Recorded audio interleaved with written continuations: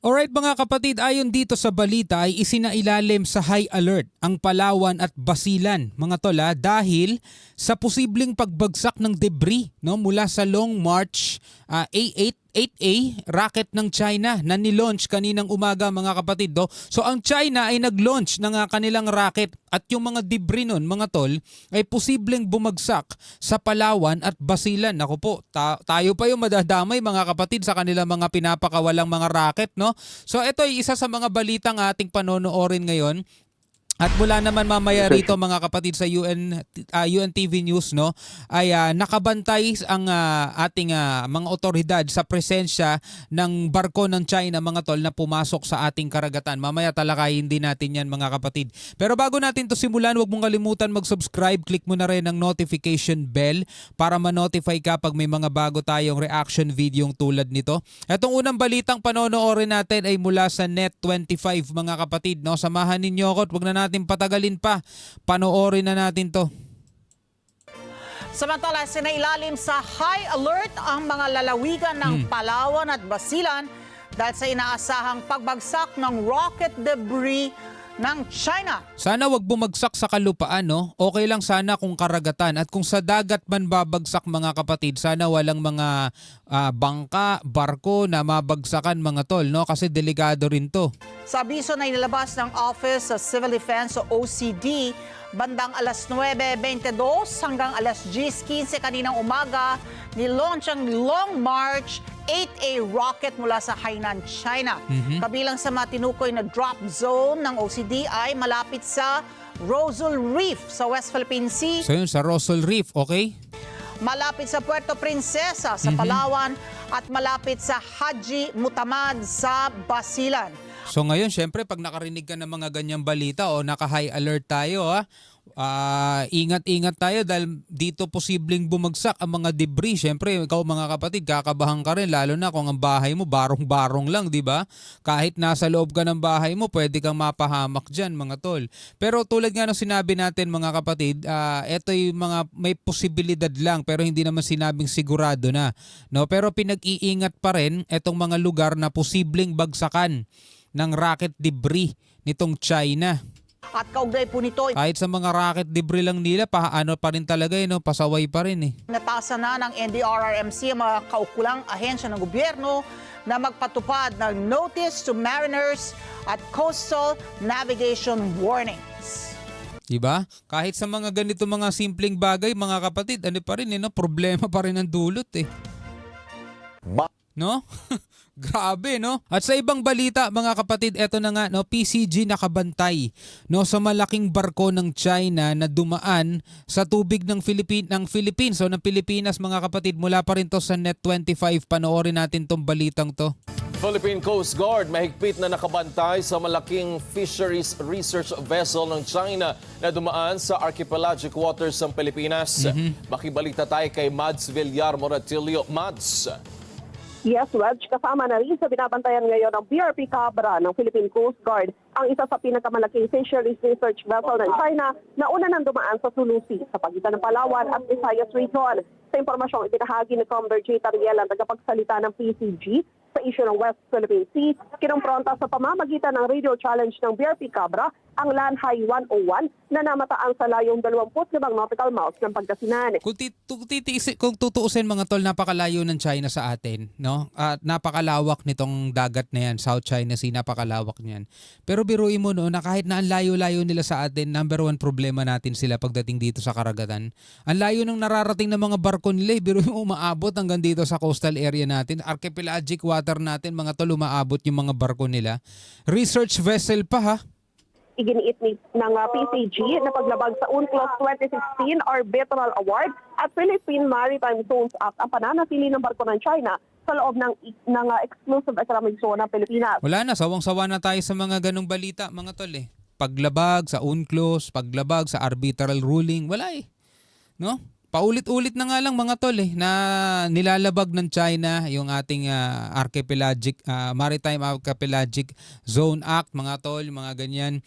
Nilalabag ng China yung international law, United Nations Convention on the Law of the Sea, nilalabag nila yan. Arbitral ruling na tahasan nilang sinasabing hindi nila nire-recognize, hindi nila kikilalanin kailanman itong arbitral ruling na to, mga tol.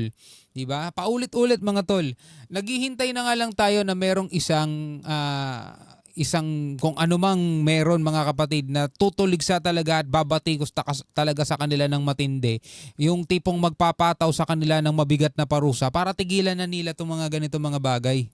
Una nang sinabi ng Armed Forces of the Philippines na nanggaling sa Malaysia at patungong China ang nasabing barko na nagsagawalang umano ng Innocent Passage. Bukod sa Lanhay 101. Innocent Passage pero kaduda-duda mga tol Galing Malaysia at dumaan lang daw dito dahil masama ang panahon doon at nagsagawa ng Innocent Passage pero nagpatay sila ng kanilang identification.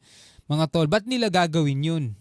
Di ba? Patuloy din umano ang pagtataboy ng BRP Cabra sa CCG vessels 3304 mula naman sa pagtatangka nito na makalapit sa baybay ng Zambales. Eto mga kapatid, tuloy natin tong balitang to mula rito sa UNTV News. Philippine Navy nakabantay sa presensya ng China research vessels na patungong hilaga ng bansa. Norte, no? Tuloy natin. The research vessel of China, as of this morning at 6 a.m., it was monitored to be 17 nautical miles west-northwest of Cabra Island, proceeding northward at a speed of 12 knots. At that speed and at that course, as of this time, it would be approximately west of Subic Bay. Sumasagot naman sa radio challenge ng Armed Forces of the Philippines ang Chinese research vessel Lanhay 101. Simula nang ma-monitor ito ng monitoring station sa Balabac Island sa Palawan. Meron mo dito dumaan, no? Sa loob. Kaya nga archipelagic waters Diba? Kasi nasa loob na sila mga tol Diyan dumaan. Ang naturang barko ay nasa loob ng archipelagic water ng Pilipinas simula pa noong linggo. Galing ito sa Port of Klang sa Malaysia at papunta ng Shandong, China. Subalit dahil malakas ang mga alon sa kanlurang bahagi ng Palawan, dumaan ito sa silangan. They responded. They gave their last port of call, the next port of call, the skipper's name, with 56 crew members, and they were passing through our archipelagic sea lanes because of the inclement weather in the western part of Palawan. They were traversing in our archipelagic waters. So kaya dumaan dito sa looban, dito sa eastern part ng Palawan kasi dun sa kabilang banda, sa may bandang West Philippine Sea, malakas daw ang alon. They are allowed under UNCLOS. Tanong, naniniwala ba tayo dun sa kanilang mga kadahilanan, no? Pero nagpatay ba naman ng identification device nila? Ayon kay Trinidad, sa ilalim ng UNCLOS ay mayroong karapatan ang mga barko na dumaan sa archipelagic sea lanes ng isang bansa. O kaya natin pinapayagan kasi under UNCLOS yun, mga tol, no? So tayo naman ay law-abiding countries naman tayo So pinapayagan natin yung mga bansa na dumaan sa archipelagic waters natin. Pero kailangan nating bantayan. Sumunod naman sa tamang protokol at regulasyon sa dagat ang barko. Yes, their passage was continuous and expeditious. They exited from Coron late last night. Early this morning, they were in the vicinity of Lubang Island. Ito ang unang pagkakataon na may namonitor ang Philippine Navy na Chinese research vessel sa archipelagic water ng Pilipinas ngayong taon. Ayon pa sa opisyal, dapat ganito ang maging ugali ng lahat ng mga barko na dumadaan sa archipelagic water ng bansa. Tuloy-tuloy ang isinasagawang monitoring ng Philippine Navy sa nasabing barko na inaasahang... Pero naalala ninyo sa nauna nating reaction video rito mga kapatid, may kaduda-dudang napuna ang Philippine Coast Guard. Dito mismo sa barkong to ng China na dumaan sa ating archipelagic waters. Meron silang kapuna-puna o kaduda-dudang napuna dito sa barko na to. Ang hirap talaga pagkatiwalaan mga kapatid nitong bansang to. Labas na ng exclusive economic zone ng Pilipinas ngayong gabi. This is the expected behavior of foreign ships from any nationality, from any country that passes through our archipelagic waters. And we will be monitoring all of them in as much as we have the capability now and we have the Maritime Zones Act and the ASLB law signed already. Samantala, Nakaalerto ang sandataang lakas ng bansa sa posibleng pagbagsak ng mga debris ng Long March 8A rocket ng China ngayong araw. Yan, napanood na natin yan kanina. Yun nga no mga tol. No, dahil under UNCLOS naman ay pinapayagan ng kahit na sino mang bansa, mga barko ng kahit na anumang bansa na dumaan sa archipelagic waters natin. Pero kailangan pa rin nilang magbigay respeto.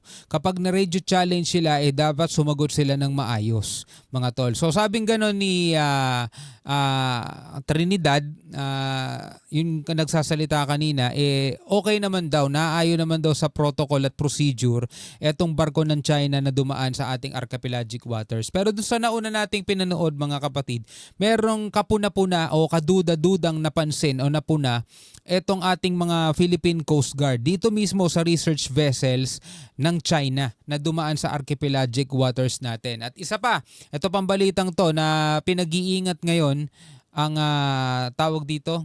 Siguro the time na napapanood mo to tapos na mga kapatid, no? Pero isa to sa mga naging balita na sa may Palawan at Basilan, naka-high alert yon dahil nga posibleng bumagsak doon yung debris ng rocket na pinakawalan ng China. Itong Long March 8A rocket, mga tol, no? Yan ay in-issue doon sa coastal areas ng Palawan at Basilan. No? Siguro tapos na yan by the time na napapanood mo tong video na to. Anyway, bilang isang Pilipino, ano masasabi mo sa mga balitang to? Comment ka na lamang sa ibaba. Hanggang sa muli, ako nga pala si Shobaldi. Peace out.